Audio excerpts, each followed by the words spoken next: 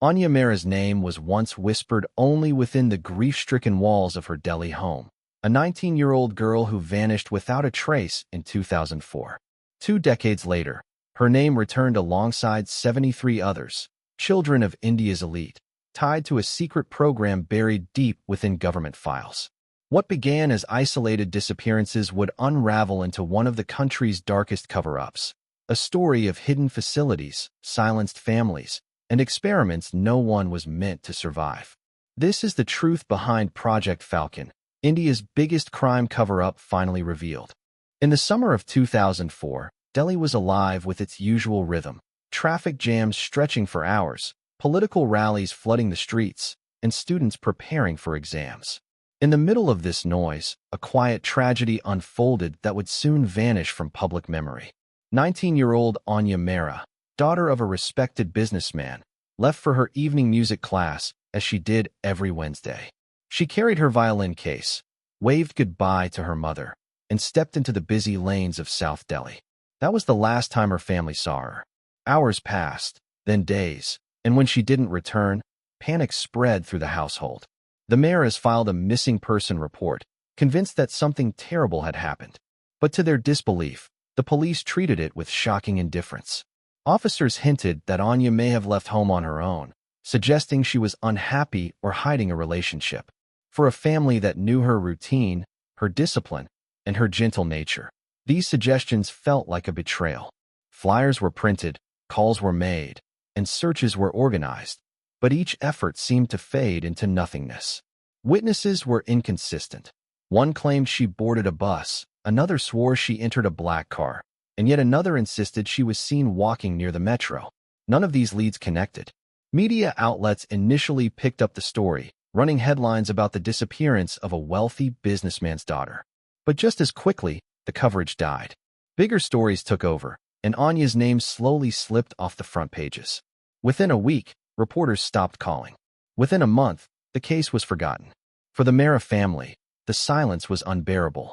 They were left with no answers, only a gnawing sense that someone, somewhere, wanted their daughter's story buried. Unknown to them, it was only the beginning. 10 years after Anya's disappearance, in 2014, the case resurfaced in the most unexpected way. A mid-level officer from the Delhi police leaked a set of documents to an independent journalist. Hidden among mundane reports of robberies and frauds was a file stamped with a cryptic label, Project Falcon. The file was thick, filled with yellowing papers, incomplete reports, and unexplained closures. What startled investigators most was the pattern.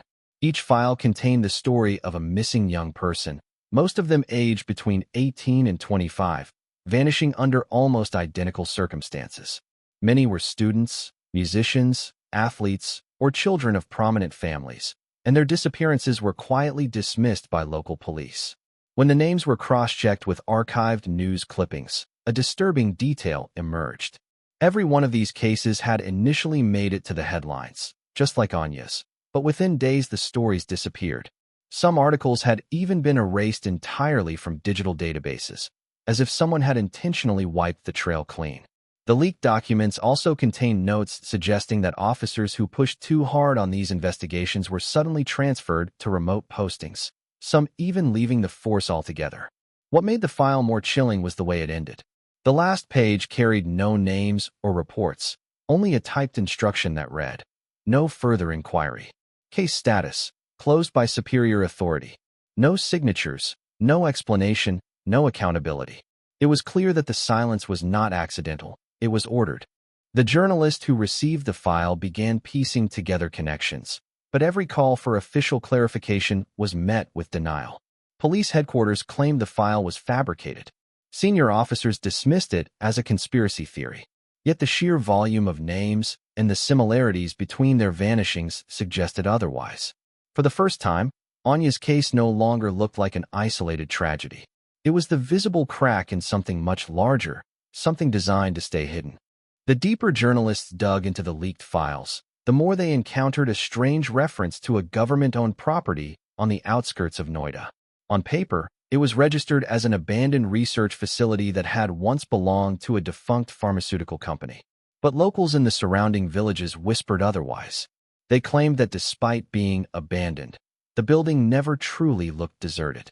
Some had seen black SUVs with tinted windows pulling up in the middle of the night. Others spoke of heavily armed guards patrolling the area, men who wore no uniforms and answered no questions. The compound was surrounded by high walls topped with rusting barbed wire, and its gates, though weathered, were reinforced with heavy locks and security cameras. Satellite images from different years painted an even more troubling picture. From above, the facility looked unchanged, but subtle details gave it away. The position of vehicles shifted between nights, new ventilation systems appeared on the roof, and sections of the property that once looked broken down suddenly seemed repaired. Investigators noted that the glass windows were replaced with opaque black panels, blocking any glimpse inside. It was as if the building was alive, operating in silence while pretending to be dead. Some locals told stories of muffled sounds at night, metallic clanging, the hum of generators, or even faint cries carried by the wind. Most dismissed these tales as exaggerations, but the pattern of missing young people made them difficult to ignore. Each time someone tried to approach the property, they were turned away or followed home by strangers. No official record showed who managed the site, but every trail led back to the same phrase, Project Falcon.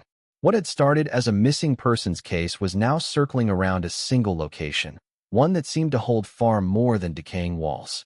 In 2019, a hacker collective calling themselves Vigil broke into a secured government database and released what would become the most damning piece of evidence yet.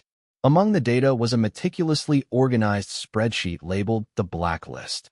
It contained 73 names, each tied to disappearance cases stretching back nearly 2 decades. The names were not random. They included heirs to industrial empires, children of senior bureaucrats, rising athletes, and even the offspring of Bollywood producers. Every victim matched the same profile: young, ambitious, and full of potential.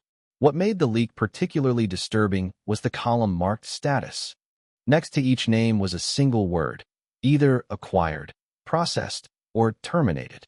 Families of these victims had long maintained silence, but the list explained why. Some of the wealthiest households in India had suddenly received massive financial gains soon after their children disappeared. Others quietly relocated abroad, avoiding media attention altogether. It looked less like grieving and more like negotiation, as though silence had been purchased. The leak went further, describing funding channels that linked private corporations with unnamed government agencies. The suggestion was chilling. The missing youths were not victims of random crimes, but participants, unwilling ones, in a covert human experimentation program. The documents referred vaguely to endurance thresholds and behavioral recalibration, though no details were fully explained. At the bottom of the list, in bold letters, was a line that unsettled even hardened investigators. Batch 74, scheduled 2025. No names were attached. Only the implication that a new round of victims had already been chosen. The discovery sparked panic among those who had quietly buried their pasts. Families who thought the ordeal was over now realized the cycle was still alive, preparing for its next phase. The cover-up was not history, it was ongoing. In early 2025, a shocking development reignited the mystery. In a remote border town near Nepal, locals reported a disoriented woman wandering the streets. Thin, frail, and dressed in torn hospital clothing, she was taken to a small clinic where her identity was confirmed through old records. She was Aanya Mehra, missing for more than 20 years. Her reappearance stunned the nation. For a family that had been left with silence and speculation, this was the first tangible proof that Aanya had not simply vanished. She had been held somewhere, alive, all this time. Her condition was alarming. She showed signs of long-term malnutrition, surgical scars across her arms and back, and strange chemical burns on her skin. When approached by investigators, she spoke in fragments, her voice trembling as she described years spent underground in a cold, concrete facility. She recalled narrow tunnels, steel doors that never opened to the outside world, and the constant presence of masked individuals who monitored her health. They forced her to endure injections, electrical procedures, and endurance trials that left her body permanently weakened. She claimed she was one of many, and that others, young men and women, were subjected to similar experiments. Some never survived. Aanya described hearing numbers instead of names. Victims were cataloged, lined up, and tested in groups. She believed the purpose was to create a new kind of human, one capable of surviving extremes of pain, hunger, and exhaustion.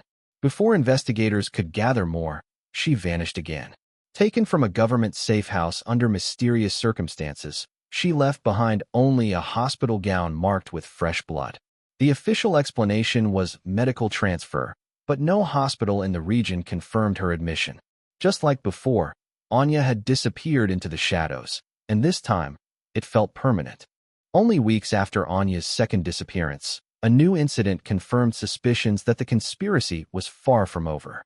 Drone footage leaked by anonymous sources showed the supposedly abandoned Noida facility engulfed in flames. Thick black smoke rose into the night sky while unmarked vans rushed in and out of the compound. Eyewitnesses from nearby neighborhoods reported seeing body bags being loaded into the vehicles, though officials insisted no casualties were recorded. By morning, the site was reduced to a smoldering ruin, and the government swiftly declared it an electrical accident. No further questions were entertained, and journalists who attempted to reach the area were blocked by barricades. Independent reporters who pursued the story soon found themselves targeted. Some were openly threatened, others noticed unmarked cars following them, and a few disappeared altogether. One journalist's unfinished article, recovered from a hacked email account, claimed that the fire was no accident. According to their sources, the blaze was part of a deliberate purge, a final cleanup of evidence before Project Falcon moved to a new location. The destruction of the facility did not signal an end. It marked a continuation under deeper secrecy. The most chilling revelation came from a final message uploaded anonymously to the dark web. It contained a blurred image of a spreadsheet with a fresh update beneath the old list of victims. At the bottom was a line confirming what had been feared all along: Batch 74, in progress. The implication was terrifying. While the world believed the fire had destroyed everything, the project had already advanced, moving into its next phase. For those who had followed the case since 2004, the conclusion was undeniable. The cover-up had not been exposed, only relocated. And with every silence enforced, the question grew louder. How many more would vanish before the truth could no longer be buried?